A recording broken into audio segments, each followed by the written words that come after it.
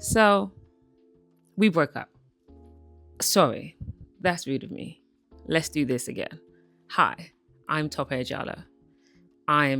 You can associate any titles with that: executive, marketing executive, investor, mother, partner, whatever you want to ascribe to me. I kind of don't care. We've been taught, Black women have been taught that their value is tied to their output.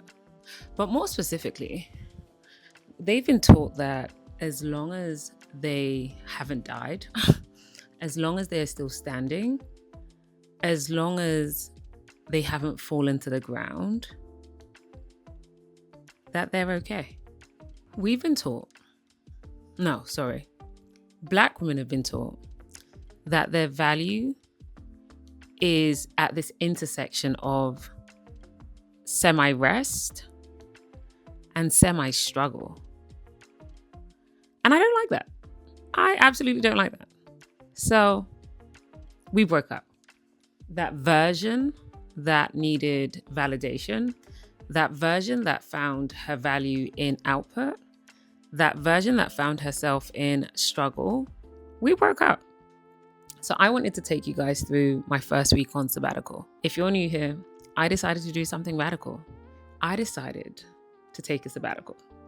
I was speaking to so many women and everyone felt exceptionally burnt out, but not your regular, corporate burnout. There was this exhaustion to the bone.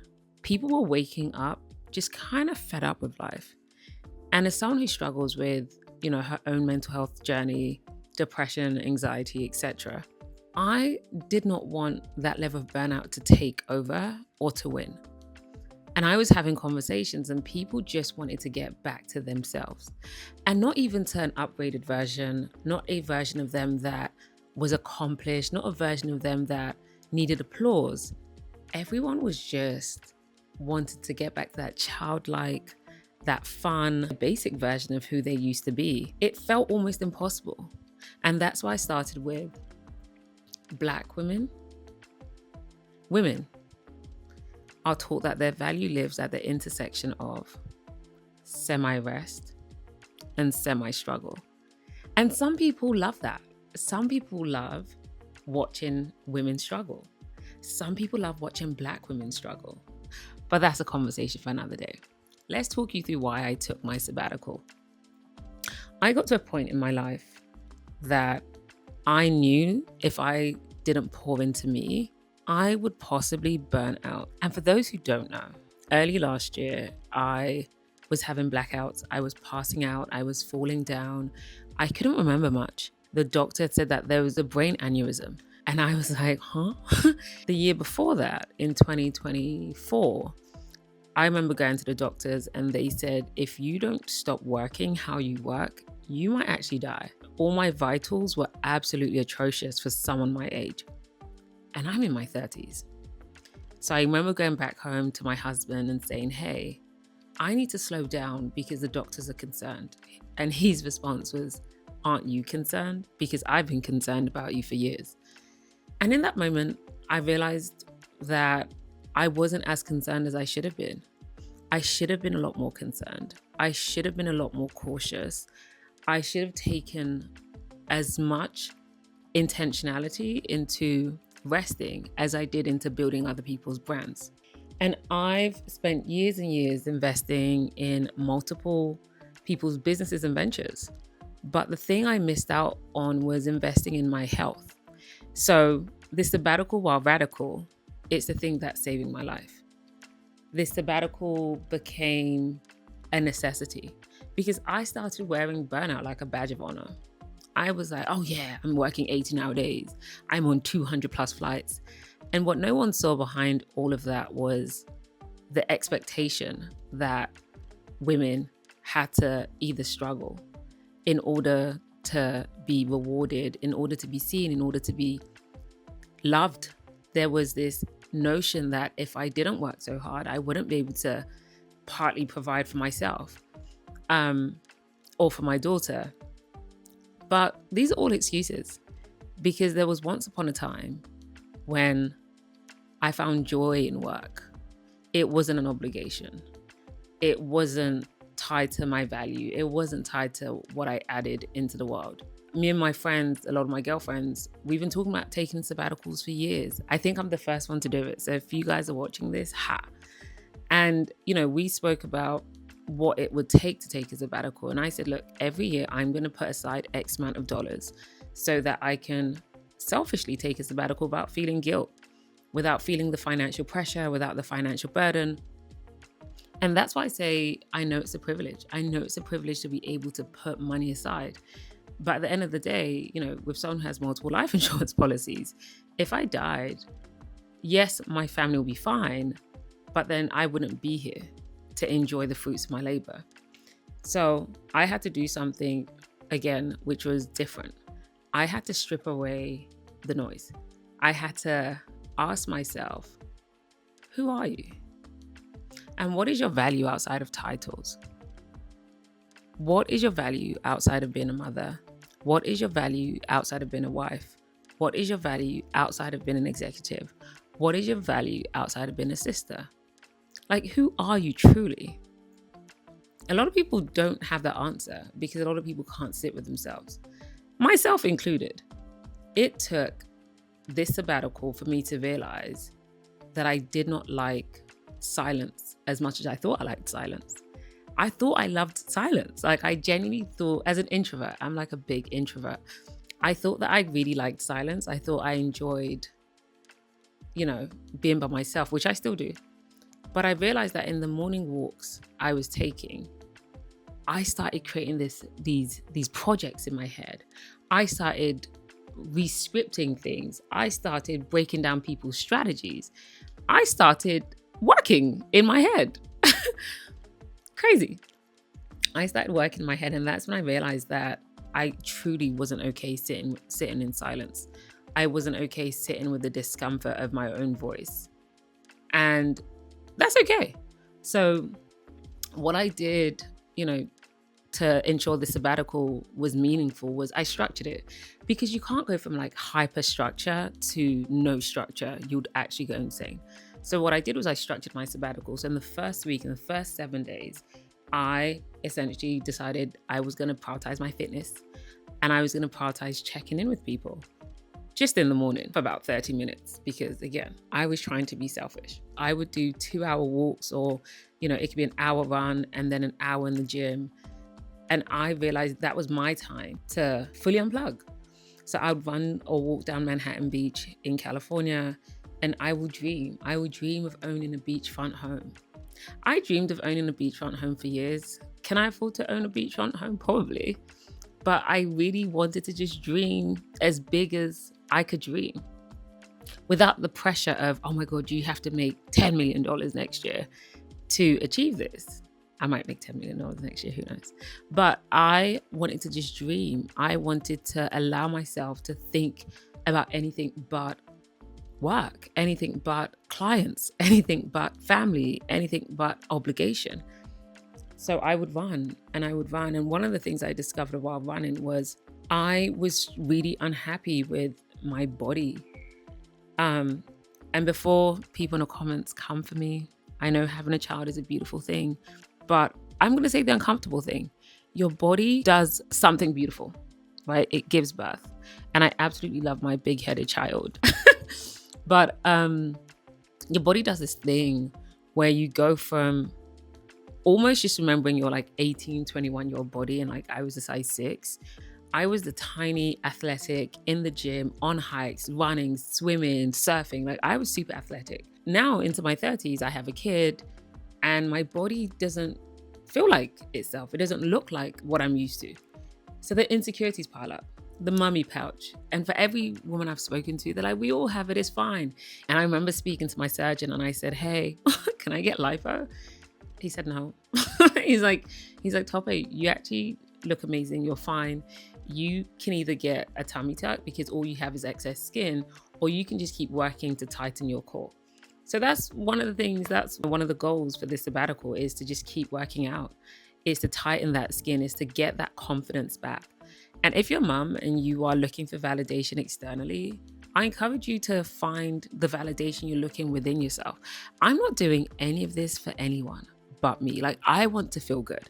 I want to look good naked. I want to walk around in a bikini and feel fine. I want to be the hot mom at school. Like, all of these things are for me. They're all shallow, and I can admit that they're shallow. Again, I don't care. Like, I don't care. Part of carving out this sabbatical was I realized that for years, I never fully took care of myself. I had no real excuse. Okay, I traveled every week, but I could have found time because I found time for dinners. I found time to hang out. I found time for breakfast. I found time to chit chat on a phone. You could make time for yourself. So this was what my routine looked like, and this is what I would encourage. Make sure the first week is all about your physical health, because your physical health impacts your mental health.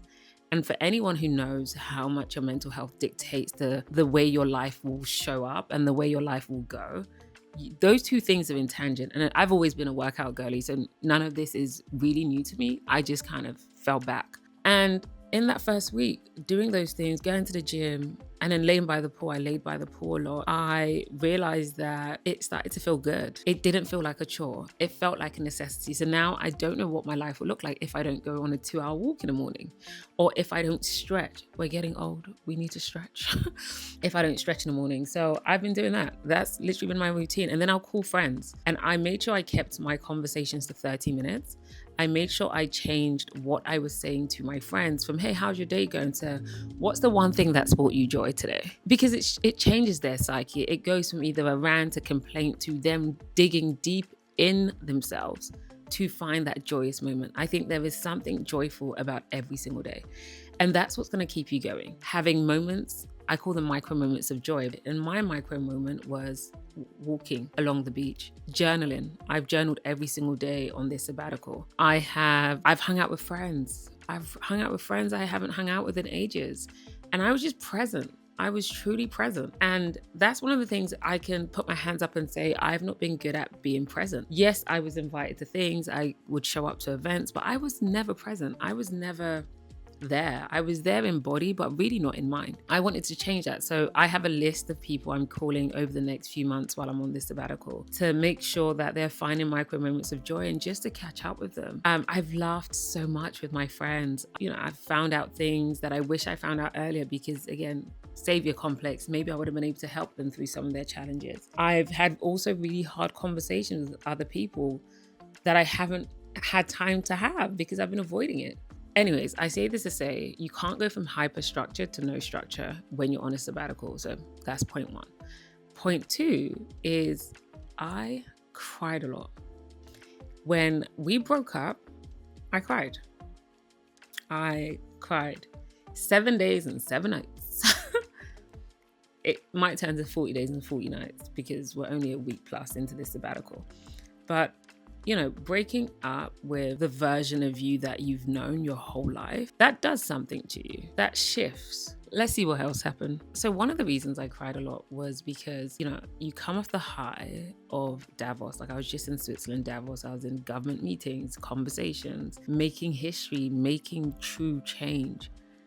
And then I come into the Grammys, where a lot of my friends happen to be in the entertainment industry. And I didn't have to structure a deal. I didn't have to negotiate anything. I could just walk into any event and hang out with my friends. And being present for me will always surpass anything else. I can come in and out of rooms undetected. I had really, really long hugs with friends I hadn't seen for ages. And living in LA or living in California for the last 10 years, this hasn't truly felt like home. So one of the reasons I travel a lot is because I know that in order for me to feel full sometimes, community matters. So the Grammys is an opportunity for me to be in community, but not in business community, which is how a lot of my relationships are structured. But I just got to laugh. I got to hang. I got to just exist and then leave rooms when I wanted to. So part of the tears, I believe, was realizing that I could live without struggle. Because that's the big question. How do you ensure that you're living a life you want without struggling?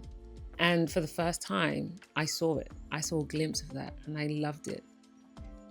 And I encourage anyone else who, is thinking about a sabbatical to make sure you are also creating the systems where that can be honored. So I told all my friends, I've told my family, I've told people, that matter to me. Don't ask me work-based stuff. My brain needs to heal. My brain needs to recover. I have a podcast called Life to a T, and it's all about how do you find joy? How do you balance your life? And at some point I had all of this joy. I had all of this balance, so I thought, and then I lost it again. And now I'm trying to find it again. And this season, this Uninterrupted Teee season, this season is about reclaiming as much of that joy as possible. But it starts with structure. It starts with letting your family and friends know that this season might look a little bit different from what they're used to. It might be different because you're no longer showing up in the ways that they are so used to you showing up. I don't do the things I used to do. Like I let, laundry pile up. I let the dishes pile up sometimes, probably like 24 hours max. But there are things that I no longer do. Sometimes I just want to sit. I just want to sit and watch TV. Random fact, I haven't watched a series in probably 5-6 years. So, I'm rewatching Grey's Anatomy and it's making me emotional all over again. Shout out to Shonda Rhimes. I've created a list of stuff that I've not been able to do in the last 10 plus years that I'm going to start doing with you. I'll share some of the things on the list. I've lived in the US for 10 years. I don't eat fast food. Some of the things on my list is like trying out fast food restaurants. Please don't come for me. Should I try Taco Bell? Everyone says it's like a staple, like you have to try Taco Bell, but I don't know. I'm concerned. I haven't tried their KFC here. I haven't tried, do they have Burger King here? Is it Burger King a thing in the U? I don't know. I've never been on an Amtrak. That's like that's train line for anyone in Europe watching this. I have never been on the Amtrak. Huh?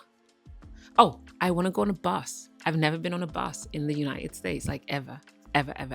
Whereas coming from London, buses are normal. Like it's so normal to be on a bus, but I've never been on a bus in this country. I want to try it just to say I've tried it.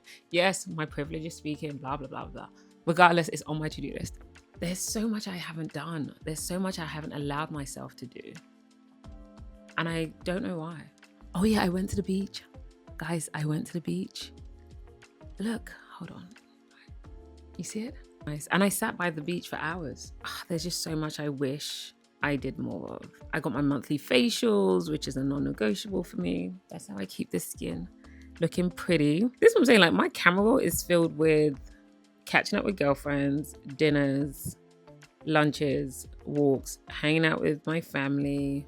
Oh, I went to the 15% pledge. I'm always going to support Black owned all the time. Like I love being around Black people. I love investing in Black. I think I even wore a Black owned outfit. You always catch me in something Black owned. And I think that was my week. I just hung out, rested, walked. And I know some of you might be wondering, I'm so shocked. I'm very flabbergasted. But yeah, that was week 1. It was messy. It was quiet. It was very emotional, but boring in the most beautiful way possible. If you were expecting 5 ways to make your sabbatical great, I'm sorry, this is not it.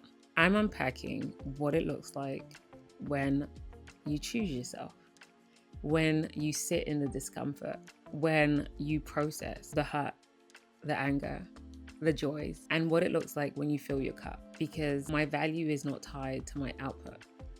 And I want to make sure I'm creating more input this season. Come back next week and we'll unpack what happened that week. Over time, we'll talk about the numbers, like how much I saved in order to take this sabbatical, where I plan to travel to during this sabbatical. We're going to talk about some of the things I learned in corporate over the last 15 years that they don't tell you. We're going to talk about marriage, parenting, being a mother, and all the messy in between. But I really want to show you all that Black women should never sit at the intersection of struggle. Just because we carry it doesn't mean it's not heavy. So I'm hoping there's not much struggle in this sabbatical outside of processing my emotions. But I spoke to my coach recently and she said, I don't let people carry me. And I responded, when you've been disappointed as much as Black women been disappointed in the world, carrying has a negative connotation. So that's something we're going to unpack next week. That's it for this week. I hope, you learned something a little bit about me. I hope that you're choosing yourself. I hope that in this season of, the season of my sabbatical, you get to learn how to disassociate yourself from work. You are not your job. It is not who you are. It doesn't mean you're less valuable. It doesn't mean you're less loved. You are still loved. And I always say that God doesn't give us what we can't carry, but God will also show us how good it can get. So, stay prayerful, stay locked in, and keep telling yourself that you get to design your life. See you next week.